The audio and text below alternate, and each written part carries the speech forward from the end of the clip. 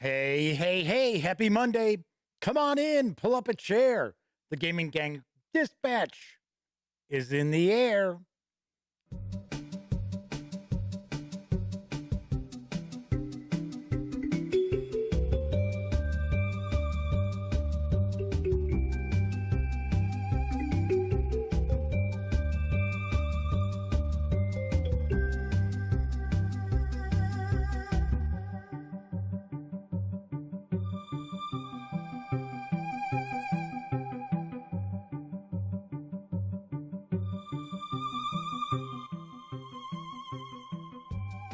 Howdy, howdy, howdy, gang. Welcome once again to the Duct Tape Studios. I'm Jeff McAleer, your host here at the Gaming Gang Dispatch, brought to you by, amazingly enough, thegaminggang.com. Tonight is Monday, October 11th, 2021. This is live stream 701. That's right, last Wednesday was our 700th live stream. So do want to point out, if this is your first time joining me, kick back, put your feet up, take it easy. We are not actually, investing in rocket surgery by any stretch of the imagination around here. No, we are only hanging out, talking about the latest in tabletop gaming news. So tonight, I am going to be taking a first look at Pathfinder Guns and Gears from Paizo Inc. This is the brand new supplement that is on the horizon. It is arriving in stores this month. We are going to take a first look at this tonight. But I do want to point out, if you are not familiar with this show, maybe this is your first time hanging out, I do want to point out the first half of the show or thereabouts is dedicated to the latest in tabletop gaming news. So if you are tuning in to see the first look at Guns and Gears, relax, take it easy, be about 30 minutes, and we will jump in. Of course, if you're watching after this stream ends, 10 minutes or later after this stream ends, there will be timestamps. So you can skip ahead of the tabletop gaming news if you'd like. There's a lot of cool stuff. But if you want to jump right into the first look, you will be able to as well. So lots going on, lots and lots going on tonight. So first off, I will mention, if you like this video, by all means, please give it a quick thumbs up. Subscribe to the Gaming Gang channel if you haven't already. And if you do subscribe, ding that bell. It will not only let you know when the Dispatch streams live, Monday, Tuesday, and Wednesday evenings at 7 p.m. Central, it'll also let you know when I upload other videos, such as tonight's first look at Dungeons & Dragons, Fizban's Treasury of Dragons from Wizards of the Coast. That's right. It's done. It's in the can. It's uploaded to YouTube. YouTube is currently actually rendering the high definition video of it. They've been taking forever. It's been like 2 hours. It's like, geez. But if you'd like to win my copy of the alternate art edition of Fizban's Treasury of Dragons, check out the video, because I will tell you how you can win this. And as always, it's pretty easy to jump on into the running and possibly take home that copy. So, wanted to point that out as well. Of course, when you're not watching videos on the Gaming Gang channel, be sure to visit thegaminggang.com for all latest in gaming news, reviews, and a whole lot more. Come on, you know the drill. Get your geek on at thegaminggang.com. Lastly, this is a live stream, so that means chat's available. It's not on screen. It's one of the things, kind of keeps some of the stranger commenters at bay. But if you want to say howdy, maybe get a question, a comment, by all means, chime in. I will do my best to respond. So far tonight, first out the gate is the Motor City Madman. Yes, the Madman himself, one of our chat moderators. He is with us this evening. John Vogel's here. Indigo Dragon is joining us. It's been a while since we've seen the dragon. ID is pointing out that the alternate art cover is slick. Actually, it is very nice. I like the matte finish to it. And the cover just has a different feel. It's a more luxurious feel than the standard kind of slick finish that, the standard editions have. So very cool. Very nice. That is going to be up probably within about 10 minutes after this live stream ends. Because I would take a guess, because everything's set up. I mean, it is good to go. I wanted to actually post it about an hour and a half ago because it's not a super long video. And normally, YouTube will render the high def edition of it, or version of it, I should say. Edition sounds too important. It's like it's one of my videos. They aren't that important. But usually it takes about 30 minutes. For some reason, it's over 2 hours right now. So I don't know. Maybe they got Southwest Airlines working with it. Zoinks! All righty.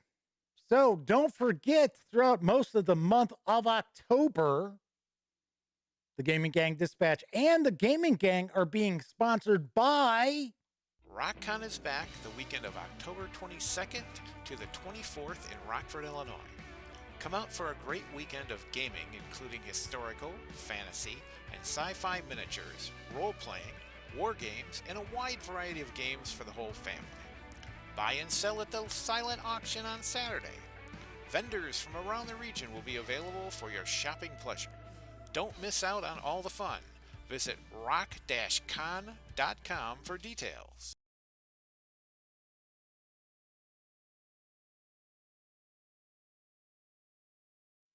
All the gaming your friends will ever need. RockCon. I don't know why I keep doing that Rock Auto thing. I'm a goofball. Yes, RockCon is taking place in Rockford, Illinois, October 22nd, 23rd, and 24th. I will be there checking it out. I'm not sure if I'll be there on the 24th, but I will be there the 22nd and 23rd. So if you happen to hop in to check it out, you see me floating around, be sure to say hello. Sweet. Sarah D is with us tonight.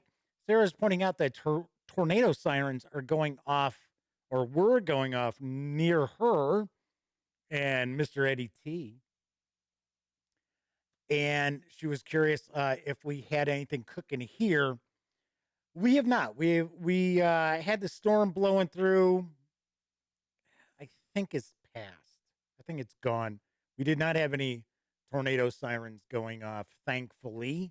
But yes, the weather around the Chicago area and into the Chicago suburbs has been crap today. That's why they postponed the White Sox playoff game, which I was planning on watching this afternoon. It's okay. It'll be on tomorrow. Flaming Huron's with us. Our other chat moderator has joined us. Very cool to see Flaming Huron with us. So a couple of things before we jump on into the news. Do want to ask you to welcome Kevin R. Smith as our newest contributor to the Gaming Gang. He's tackling reviews of RPGs, and his first two reviews are up, and they are for the Achtung Cthulhu 2D20 system, both the core books. Kevin has provided us with reviews, so those went up. There's been tons going on at the Gaming Gang all throughout the weekend. Got a bunch of reviews, got a bunch of videos. Also, keep in mind, we are in the midst of the Gaming Gang October Spooktacular 2021. And what that means, each and every day, you're going to find a new video, tabletop gaming related, over on thegaminggang.com. And of course, that also means right here on the Gaming Gang YouTube channel. So, could be a first look, it could be a review, or if it's Monday, Tuesday, or Wednesday, it's an episode of this show. So there you go. But all throughout October, you've got new videos each and every day.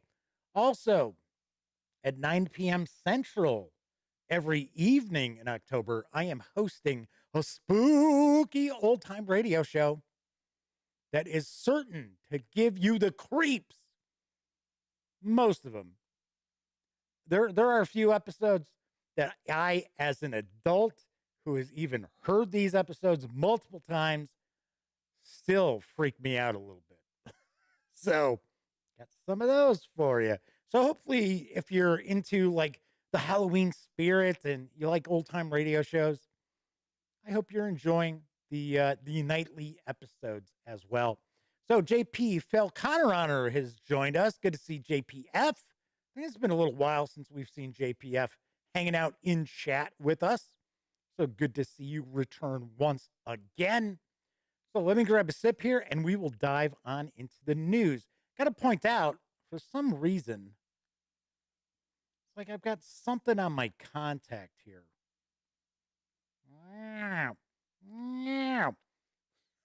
JPF says, I pronounce their alias better than their real name. Yes, the madman points out that I know, which I do know this, he loves Halloween. He shared, maybe 2-3 years ago, he shared a video that I shared on an episode that was kind of like behind the scenes of all the decorating and just really wild animatronic stuff that the madman sets up in their house so that they could terrorize the neighborhood children and keep all the candy for himself. I understand how this works. I understand the motives behind this. I tell my brother that all the time because they decorate a lot too, not anywhere near like the madman. But their house really stands out in their neighborhood.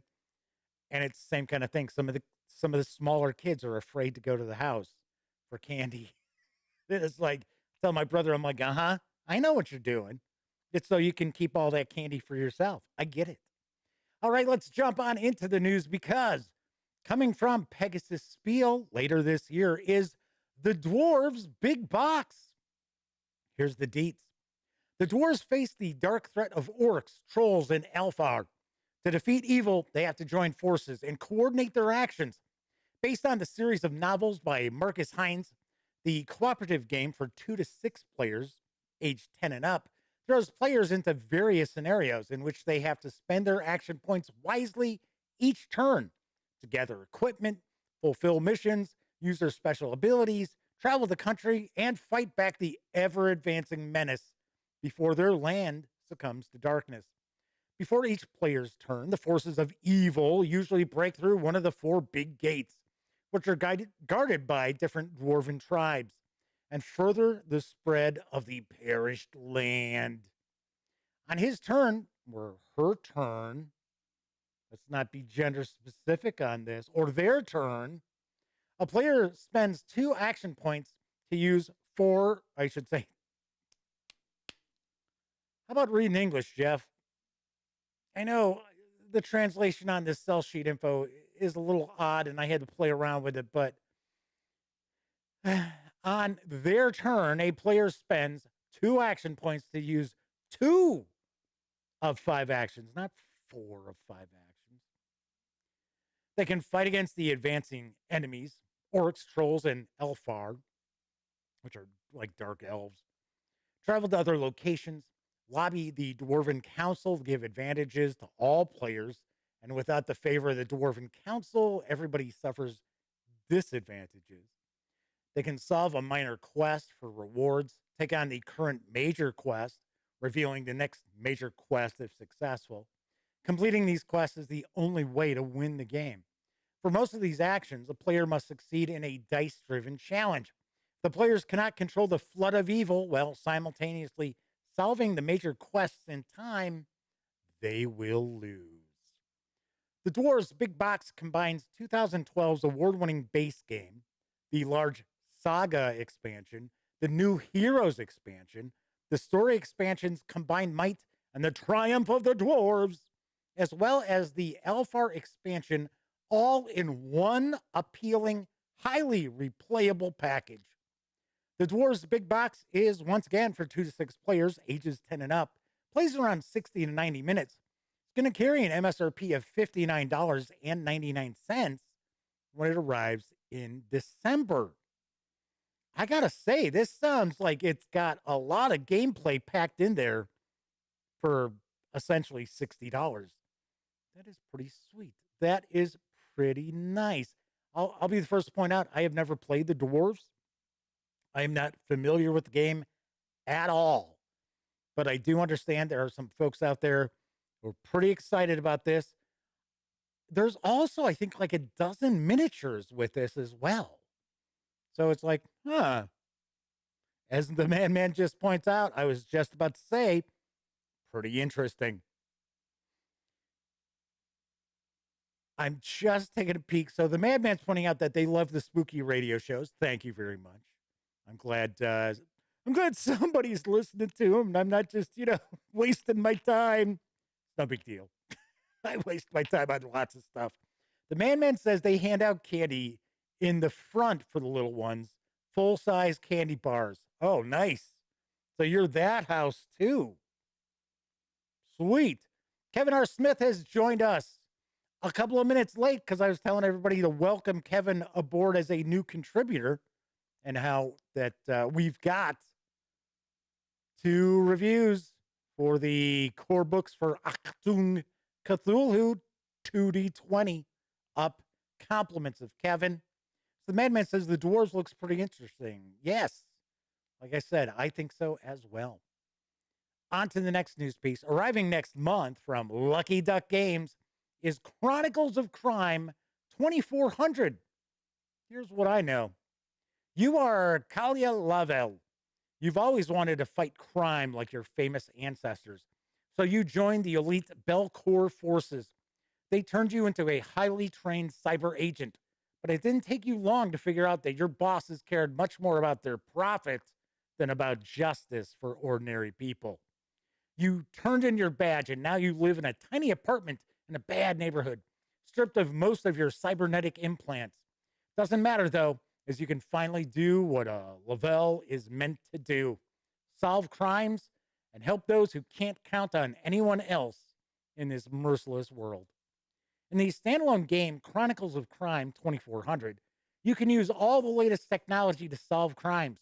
Your pet cyber raven can analyze evidence and search the web to find information on suspects.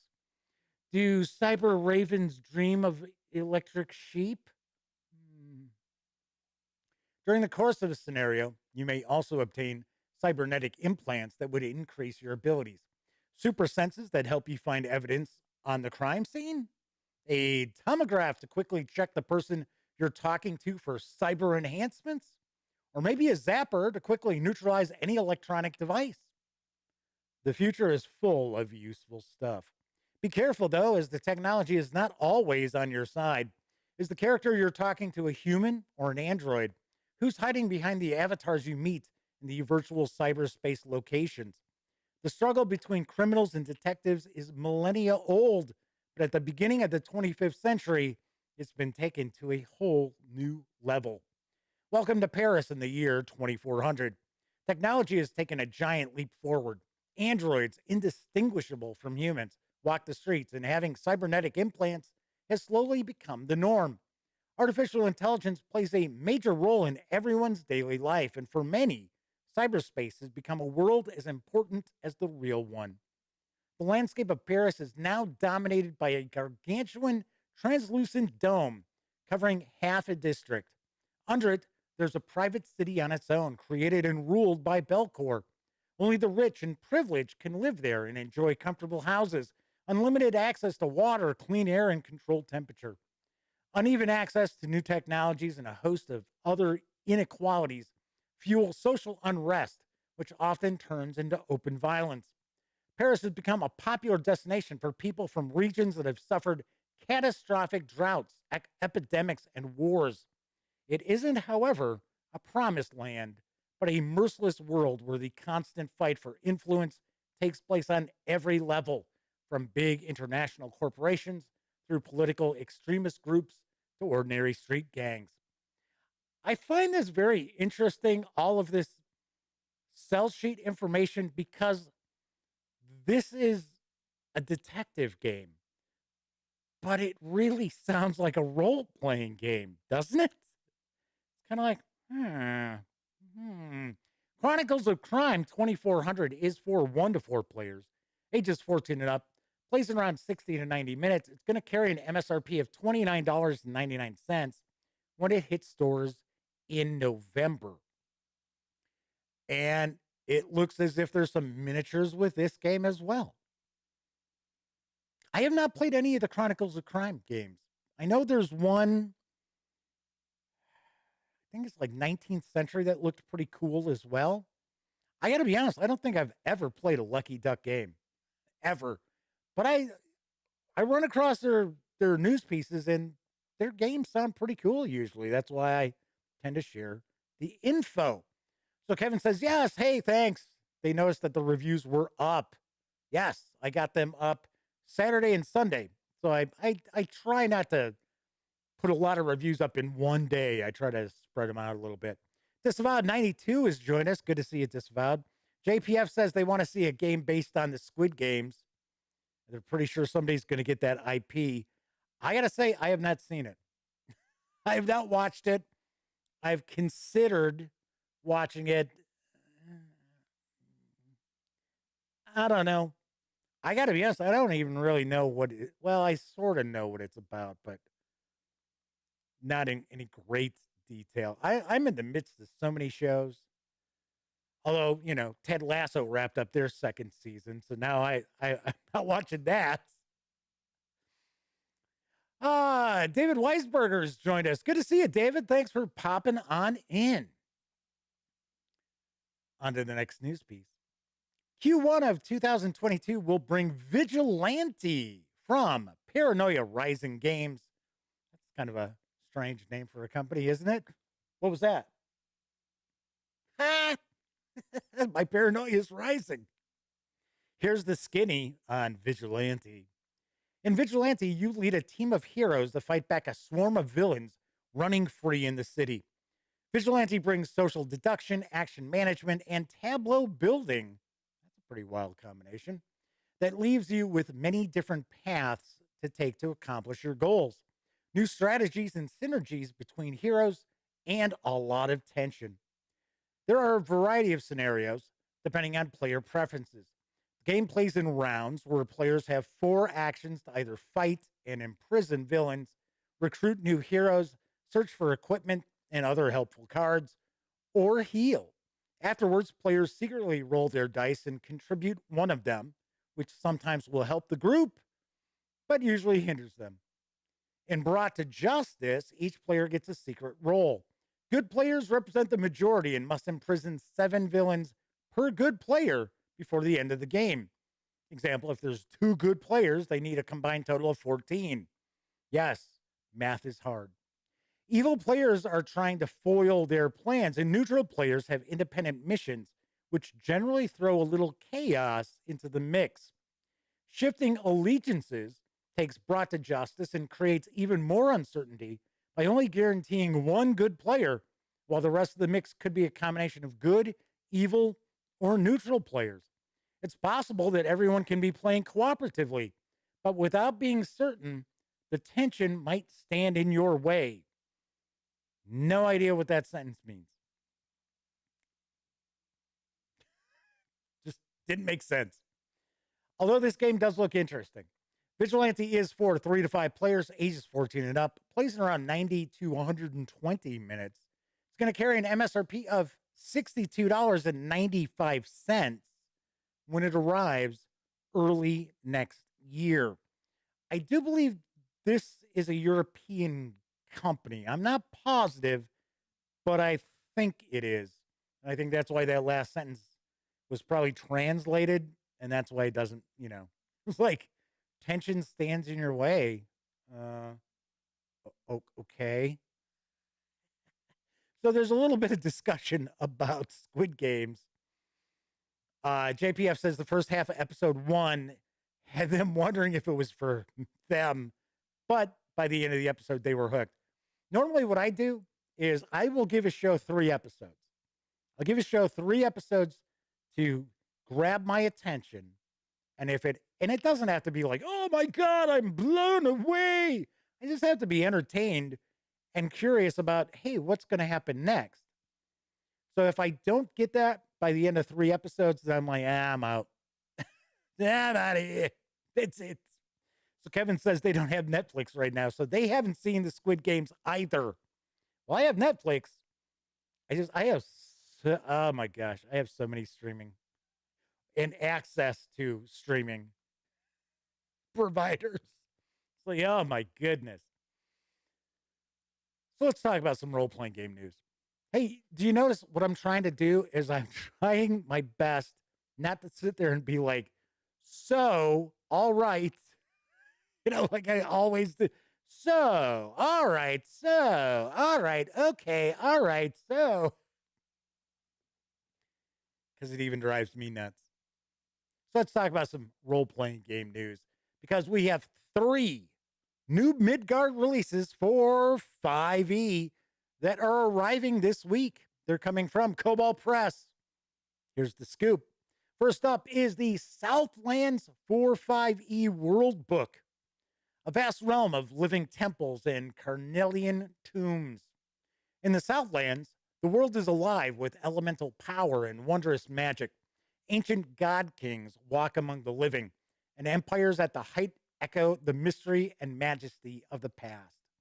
This campaign setting for the 5th edition of the world's first role playing game, otherwise known as Dungeons and Dragons, is ripe with possibilities for adventure in ancient tombs, enormous jungles, and searing deserts, where swift flying sand ships dart between distant cities. The sprawling Southlands includes the legacy of Jin, the domains of gnolls, the ruins of minotaurs, the gifts of god kings, and many more rich stories perfect for high adventure campaigns. This 322-page volume includes a glittering array of kingdoms to adventure in, 2 continental-sized 6-panel poster maps, more than 30 new gods, 26 new monsters, 9 new universal NPCs, 33 magic items, and extensive new Southlands equipment. Expansive encounter charts and complete index is included, and it's fully compatible with 5e. The 322-page hardcover is available for an MSRP of $49.99, $59.99 with the PDF, or you can grab the PDF alone over at Drive-Thru RPG for $29.99. Next up is the Southlands 4-5e Player's Guide. Bold heroes from the lands of pitiless sun. Over the crest of the dune they came, more than 24 gnolls running fast. Our sand ship was ready for them, until their aeromancer turned the wind itself against us. I hate when that happens. This 80-page book provides a treasure trove of character options, including a dozen playable races and variants for the 5th edition of, you guessed it, that game, including catfolk, gnolls, Jinborn, lizardfolk, minotaurs, trollkin, and many more. These new options include all new backgrounds as well, such as the Desert Runner, the Sawali Embalmer, and the Servant of the Jinn. Uncover new Southland subclasses that fit your characters, such as Circle of the Desert Druid archetype, Aeromancer Wizard arcane traditions, Oath of the Ancestors for paladins, Caravan Raider Rogue archetype, and many others. Plus, new spells, hieroglyphs, and locust blossoms, weapons, armor, and more. The Southlands Player Guide adds layers of enchantment to any game. As the official companion volume to the Southlands 4-5e World Book, this book is the definitive source for players who want to bring their Southlands characters to life. This 80-page soft cover is available for an MSRP of $24.99, $29.99 with the PDF, or score just the PDF over at Drive-Thru RPG for $15.99. And finally, there's City of Cats for 5e. Who do you trust in the City of Cats? Well, obviously not dogs. Welcome to the City of Cats, where some very ambitious people have their paws and claws out, where thieves prowl and where the goddess Bastet herself walks the streets. This City Gazetteer and Adventure Collection is a perfect introduction to the Southlands campaign setting. It also fits neatly into any desert setting where cats are sacred and rats are cautious and sly. City of Cats is fully compatible with 5e and includes 3 wild adventures for levels 1 to 5, loaded with memorable NPCs. Dozens of fully detailed and illustrated villains, NPCs, and new monsters.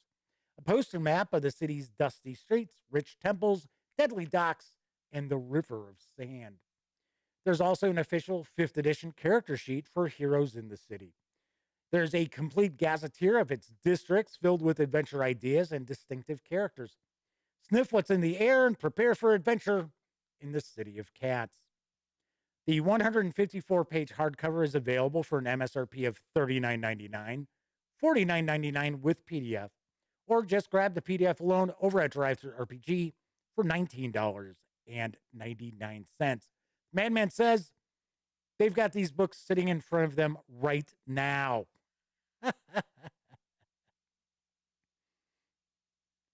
Sweet. So I actually uploaded my review of Scarlet Citadel for 5e. If you have not checked that out, take a peek. It is the newest adventure from Kobold Press for, obviously enough, 5th edition D&D.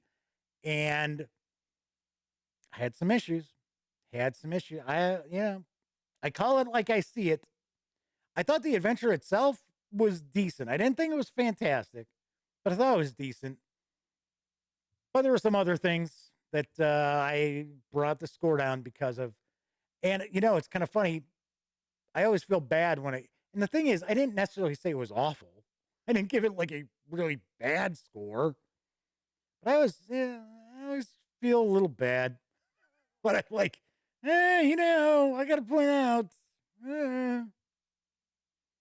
Flaming Heron says, I had valid concerns. Yeah, I really did. I did, and I voiced them. So I will say that Kobold Press retweeted that review. So there I go. I said so. But I was going to say, so there is that. I got to give them credit for that because I gave it a 6.5 out of 10, which some companies would be like, oh, that's awful. It is still a recommendation, but with reservations and with concerns. And that's what's in the review. Madman says they're going to be checking that out. And Kevin's asking if the Madman backed the Southlands Kickstarter. I'm taking a guess the Madman did because he said he had the book sitting in front of him. So I would think he's got the actual books. My final news piece, there is a new source book for the Judge Dredd and the Worlds of 2000 AD role-playing game. It has arrived from and publishing, at least in PDF. Here's the scoop. Forward the Metal Legions. In humanity's bleak future, a city with a population numbering in the hundreds of millions is watched over by a totalitarian regime who invests its judges with the authority to dispense instant justice. Life in Megacity 1 is a dazzling panoply of bizarre outfits. I'm not familiar with the word panoply. Outrageous fads, short-lived highs, and excruciatingly long lows. The gigantic city blocks and crumbling tenements of yesteryear sheltered a hodgepodge of people and aliens, all largely striving to survive the daily grind of the Big Meg. But life doesn't just stop at the walls of Megacity 1. The vast metropolises of the Sovblock and other nations also continue to grind out their own existence from the poisoned soil around them. Sovblock's shining jewel, East Meg 1, glares across the polluted waters of the Black Atlantic with open hatred at the decadent lives being led by their old foes in the West. In the early 22nd century, plots and schemes soon lead to a war that is apocalyptic in proportions.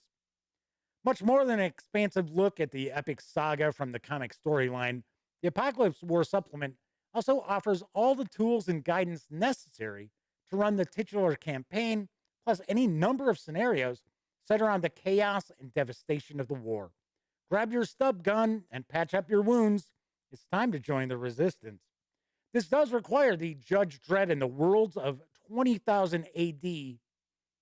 Not 20,000, 2000 AD. Yeah, I mistyped that.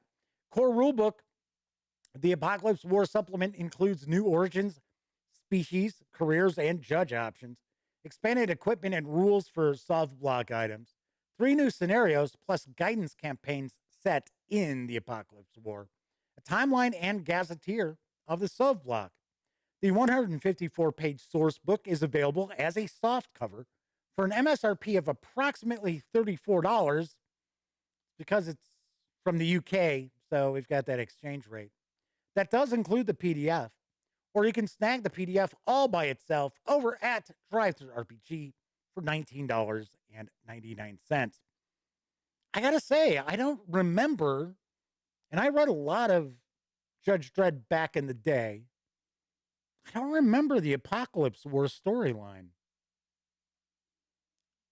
I may have not been reading it anymore. Actually, I got into Judge Dredd when First Comics started reprinting the older Brian Boland art and things like that. And I thought that was fantastic artwork. And then we would get artists where, no offense to the cover art of this supplement, I wasn't a huge fan. And there was less and less Brian Boland art and more lackluster artwork. So I moved on from Judge Dredd. But I remember a lot of the cool classic storylines. And I think Judge Dredd is pretty cool. So one little side note that I think is pretty interesting is, at one point in time, Cubicle 7 Entertainment was going to do a Judge Dredd role-playing game. And I remember interviewing Dominic McDowell, a buddy of mine, who is the CEO of Cubicle 7 Entertainment. I think he's CEO or president, or he's the head honcho. He's the grand poobah. And we talked about it. And then like a year or two later, I interviewed him again and remembered the Judge Dredd role-playing game. And I asked him, kind of like off the record, what had happened to it. And it was pretty funny because at that point in time, Cubicle 7 started moving away from publishing other companies' games. So they were doing like Cakebread and Walton and other companies as well. And they were just focusing on their own stuff. And Dominic said, we didn't do the Judge Dredd role-playing game because he personally did not like Judge Dredd. He's like, I'm not going to work on a role-playing game for a property that I really don't like. So I thought, oh, okay. Russell Higgins has joined us, and so has 245 Trioxin. They have joined us in chat as well. So, yeah. So JPF says, I remember when Ed Norton read a script and said a string of ploponies instead of polo ponies. Amazing how the word plopony triggers such memories.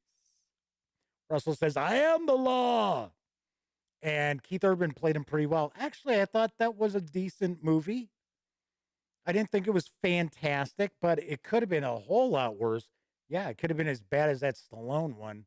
Oh, that was awful. I saw that in the theater.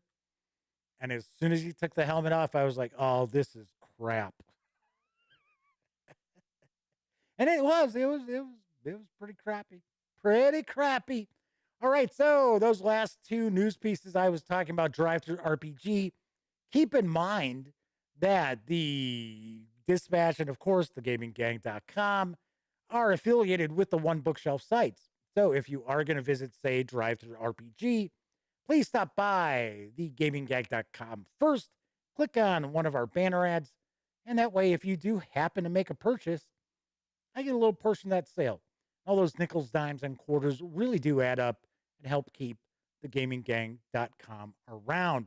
Also, if you like this show, if you like the channel, if you like the website, you can always feel free to buy me a cup of coffee or a soft drink at paypal.me/thegaminggang.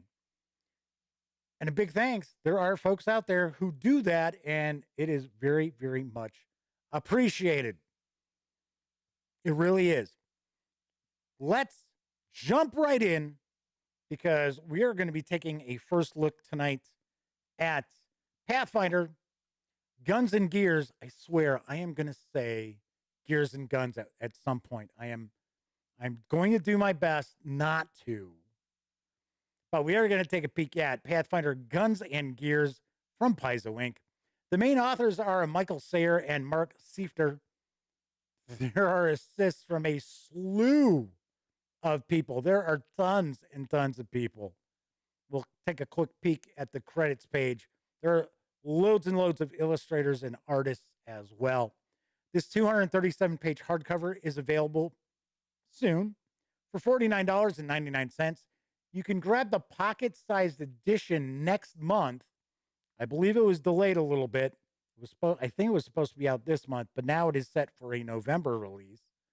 That carries an MSRP of $24.99.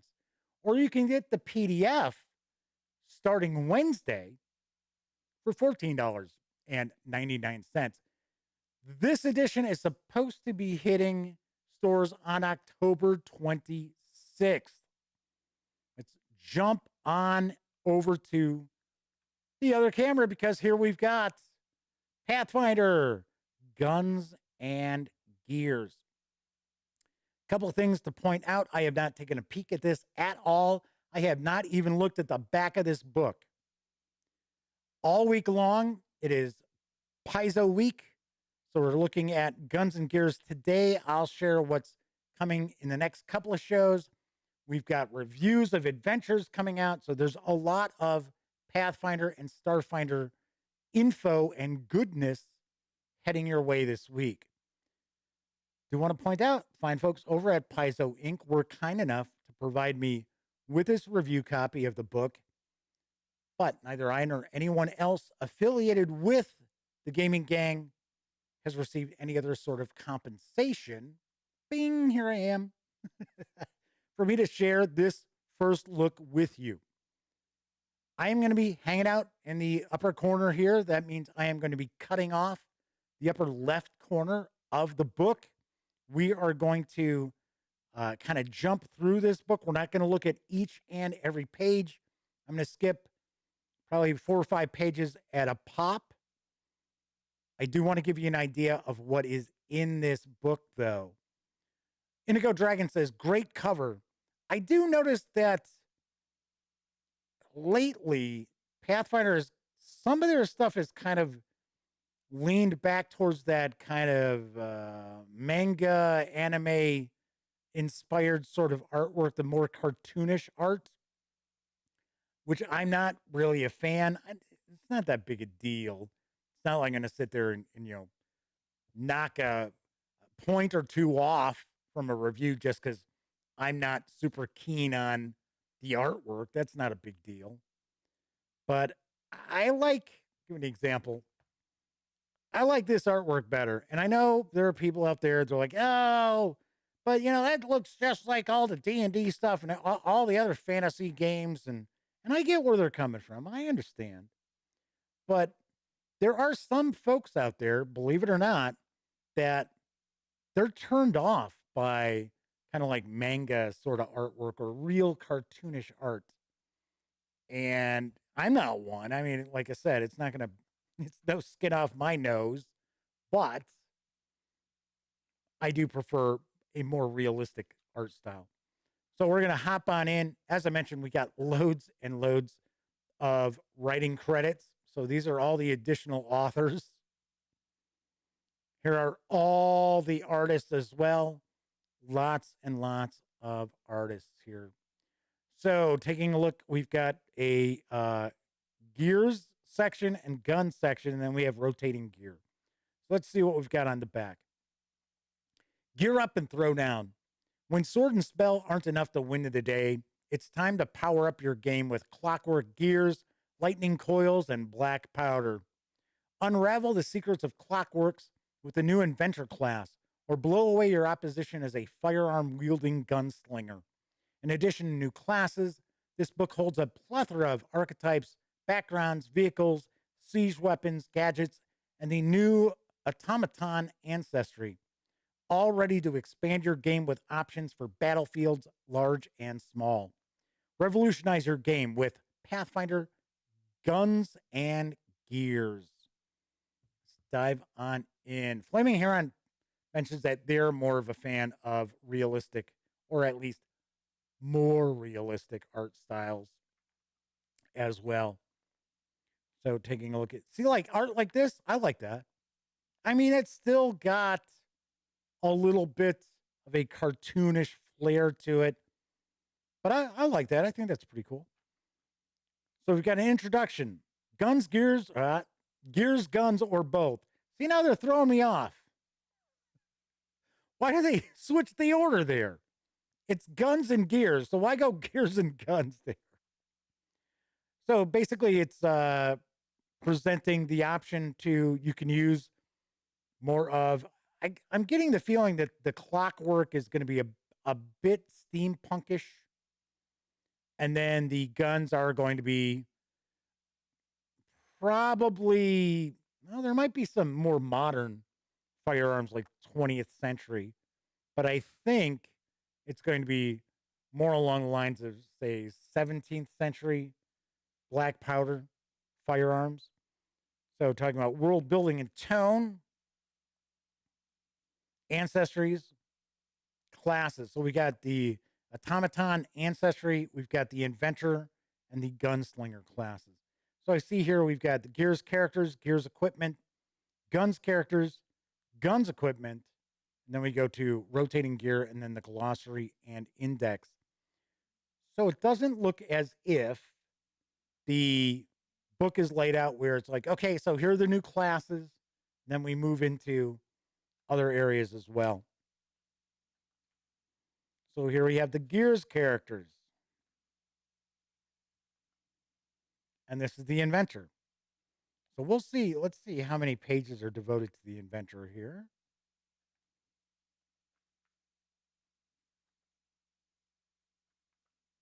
Quite a few. Well, now we get into the feats. So it's talking about the key ability is intelligence, giving us some key terms as far as the inventor, advancement for the inventor, class features. So there is going to be quite a lot to this class. Then we get into the feats. So we've got feats like built-in tools. No, I created you. That's a feat. Collapse construct, reverse engineer, visual fidelity, distracting explosion, helpful tinkering, deep freeze, boost modulation. And at 20th level, we've got full automaton, or I should say full automation, and ubiquitous overdrive. All right. So we've got construct companions. Okay. So you can build sidekicks. Right. So here's the automaton background.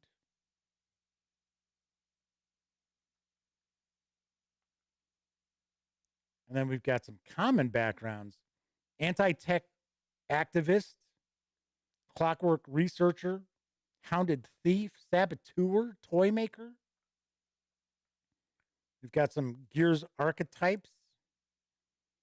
So we've got the inventor. Once again, as I mentioned, I'm kind of jumping through here. I'm not showing off each and every page. Kevin says they organized the book that way because they figured some people might want gears in their campaign, but not guns, or vice versa. Yeah, that makes sense. So it is, yeah, fairly modular. So we've got vehicle mechanic as well, and we get some feats for these. So here's the gears equipment. It says 3 innovations. While many of the items here contain their own unique blend of engineering, science, and sometimes magic, 3 major types of technology appear in several sections. So we've got clockwork technology, Stasian technology, and steam-powered technology. So yes, it does seem to be a bit of a steampunk feel to the proceeding. Cogs in the machine. So here we go. We're going to have a bunch of gear. So we've got combat gear, grappling gun, wind up wings. And we've got gadgets. Quite a few different gadgets here. Magnetic suit, wind up cart. Siege weapons. So we get some different siege weapons like the ballista, battering ram, catapult. Do we get a scorpion? I wonder. Let's take a peek. No, we do not. We do not get a scorpion. We do get a trebuchet, though. So Russell says, hasn't Pathfinder always had the gunslinger type? And Kevin points out, yes, since late in first edition. This is the first time in second edition that they have included a gunslinger. As I pointed out time and time again, I do not have a lot of knowledge about Pathfinder first edition because I really didn't get to experience many of the books. I think one, like the occult book, I had gotten a copy of, but that was about it. Indigo Dragon says, guns and gear with secrets of magic turns Pathfinder into a Final Fantasy RPG. Kind of. Indigo Dragon says they should have put both classes together. So here we have snares and hazards. We got some more gear. So that was clockwork gear. Now we have the Stasian gear. Or Stasian gear. So utility gear. But these are clockwork too. Like day goggles, clockwork diving suit, heated cloak. Holy steam ball. No, that's what it says. Holy steam ball. Holy steam ball, Batman. So we've got vehicles. A clunker junker. What, they decided to do a stat block on my car? That's wild. We've got a clockwork borer, a speedster, which is kind of a clockwork horse. So we've got a drill. So it's a journey to the center of the earth. Those look like the Morlocks. Isn't that what they're called in H.G. Wells' Time Machine? Aren't they Morlocks? I think that's what they're called. It's been a long time since I read the book or saw the movie. The George Pal special effects. So now we get guns characters. So we got the gunslinger. Their key ability is, obviously enough, dexterity. Let's get our class features once again. So Flaming Huron says, yes, it's the Morlocks. Thank you, Flaming Huron. I thought that's what it was. I know sometimes I remember things correctly. Not always, but sometimes. Nicholas Stanishek has joined us. Good to see you, Nicholas. He's wishing everybody a happy 701st live stream.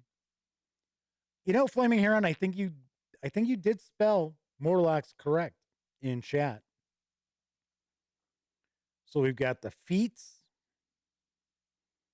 We're going to have different archetypes as well. So we've got a drifter. I think I just saw we've got a sniper. Yep. A sniper. Some common backgrounds as well. Back alley doctor. Junk collector. Wandering preacher. Hired killer. I have the feeling that the gunslinger, the gun section here is going to have more of kind of a fantasy Western vibe to it.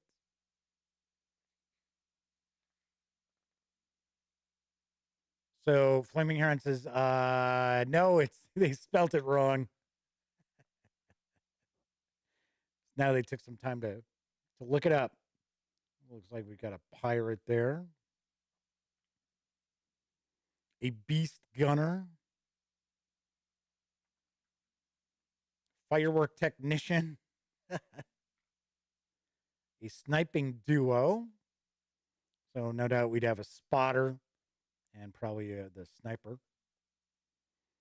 Unexpected sharpshooter.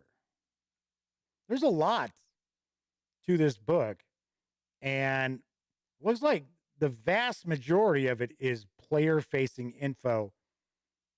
And I know players love buying books that have a lot of player facing info. So we get some classic firearms. Let's see what we've got here. So we've got muskets. We've got the arquebus. We've got the blunderbuss. Got pepper box. It's a relatively modern firearm. And we're talking a pepper box. I want to say, I think that's 19th century. Tentacle cannon. So we've got cobbled firearms. So I'm taking a guess that these are firearms that are just kind of jury rigged, thrown together. Rare and unique magic firearms.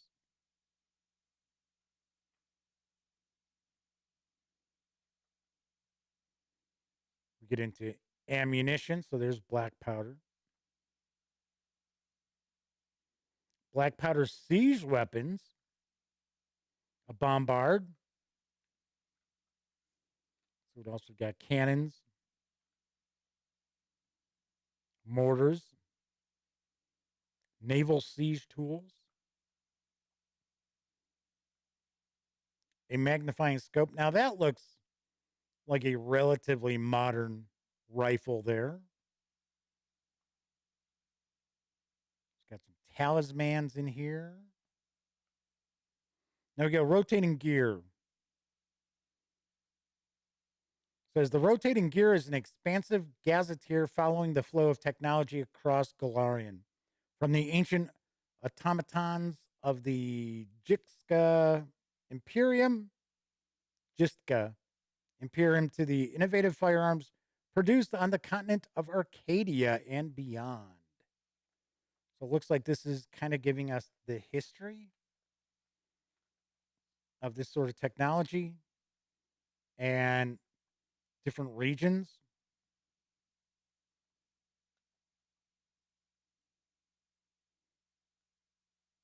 Gadgets and gizmos in Absalom.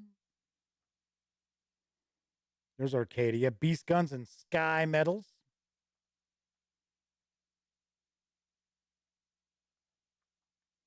So far, I'm relatively impressed. And of course, I have not, this is the first time I've taken a peek at this book. But I can see a lot of players, a lot of game masters really utilizing a bunch of this stuff, especially if they're looking for like a steampunk or almost like a Weird West kind of vibe as well, but far more towards steampunk. We get a glossary and index. Looks like that's going to wrap things up. Yep, there we go. And then we get our open game license. Sweet. That is Guns and Gears for Pathfinder 2nd edition. And of course, I will have a review of this in the very near future. I will do my best to have a review of this before it goes on sale in stores. So that's October 26th. So hopefully Omanal has joined us in chat. Good to see you. So David asks, any Iron Kingdoms players have an opinion on this? Gotta say, I am not an Iron Kingdoms player. So I understand the game. I understand the setting, but I don't have any of the books or anything like that. All right. Swing on over to the other camera here. As I mentioned previously, come on, what's going on? There we go. As I mentioned previously, all week long is Paizo week. So today was Guns and Gears. And yes, I actually did not call it Gears and Guns once. I'm shocked because I thought for sure I'd do that. Tomorrow, we're going to take a first look at Pathfinder Lost Omens, the Grand Bazaar. So we're going to take a peek at this. This is a relatively slim book. So I'm taking a guess 140 pages or so. So we're going to take a peek at this tomorrow. And then on Wednesday's show, we are going to take a peek at Night of the Grey Death for Pathfinder. This is a standalone higher level adventure. So just so you know, there's going to be some spoilers as we take a peek. Once again, we will skip pages. We're not going to look at each and every page. Then we're also going to take a look at the flip mat, which is out for that adventure as well. So we'll take a peek at that and see what's up. Also, should have a review of the second chapter in the Horizons of the Vast Starfinder campaign. So I am going to do the review for this. It will be a video review, and it is Serpents in the Cradle. I'm actually going to bust this out tonight to start reading it. So hopefully I will have that, I would say maybe Saturday, or maybe, Thursday or Friday. So as I mentioned, it's the Gaming Gang October Spooktacular. So each and every day, you'll have at least one new tabletop gaming related video at thegaminggang.com. Don't forget, in just a few moments, you will be able to take a first look at Dungeons and Dragons, Fizbin's Treasury of Dragons. I kept wanting to say Fizbin's Guide to Dragons. I did not, thankfully, during the video, but I kept wanting to say it. So this will be up in about 10 minutes or so. So if you want to check that out, get a first look at that, by all means. Also, if you would like to win my copy of the alternate art edition of the book, you'll find out how you can get in the running if you check out the video. And it's pretty easy. I never make things too difficult for people to jump in and get into the running. All right, that is it for this time out. Once again, do want to mention, if you like this video, by all means, I should say, we're sponsored all month long by RockCon. Yes, taking place in Rockford, Illinois, October 22nd, 23rd, and 24th. I will be there. If you swing out to check out the convention, be sure to say hello. Keep forgetting, I'm not used to having a sponsor for the live show. Just not. Anyway, if you like this video, by all means, please give it a quick thumbs up. Subscribe to the Gaming Gang channel if you haven't already. And if you do subscribe, ding that bell. It'll not only let you know when the Dispatch streams live Monday, Tuesday, and Wednesday evenings at 7 p.m. Central, right here on YouTube. I'll also let you know when I upload other videos, such as tonight's first look at D&D, Fizbin's Treasury of Dragons. Of course, I will be back tomorrow. As I mentioned, I am going to be taking a look at the Grand Bazaar for Pathfinder. Of course, when you're not watching videos on the Gaming Gang channel, be sure to visit thegaminggang.com for all the latest in gaming news, reviews, and a whole lot more. You know the drill. Get your geek on at thegaminggang.com. Don't forget, 9 p.m. every night throughout the month of October, 9 p.m. Central, you will find a new spooky old-time radio show that I am hosting as part of the Gaming Gang October Spooktacular 2021. I will see you tomorrow, everybody. Thank you very much for those of you who watched live, took part in chat. Always appreciate people keeping me company, so I'm not just babbling on. I babble on anyway, but at least I'm babbling on to people as opposed to figments of my imagination. But of course, I know a lot of people out there don't have an opportunity to watch live. Thank you as well for taking time out to watch any of the videos on the Gaming Gang channel. Once again, I'm Jeff McAleer. Thank you very much for hanging out. And of course, I'll be back tomorrow And here's hoping each and every one of you have plenty of opportunities to enjoy lots of great gaming with your own gang.